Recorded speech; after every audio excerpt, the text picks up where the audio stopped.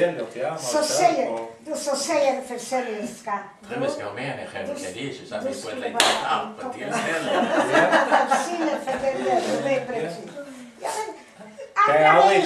Robban, det finns i Malmö kvinnor som skryter, som är dumma. Vem då? Och som är... Jag är så. Vill du skicka karaff? Fortsätt. Nu ska jag fråga en sak. Om du har en flottbjudning med servitris och allt det, och du bjuder dina gäster. Och det är så jävla tråkigt. Man säger bara Ja, men det tycker skål. Jag tycker det är jättebra. Och så tittar ni på varandra. Jaha, ja. Men du då? Ja, när du är med har vi aldrig tråkigt. Men vi har aldrig så.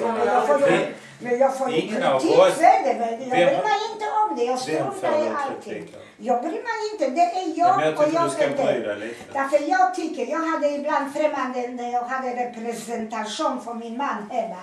Och då hade de stora inköpare. Hade ni servitörer också? Ibland hade jag det. Det var ju inköpare från NK och inköpare från Åhléns och alla de stora. Ja.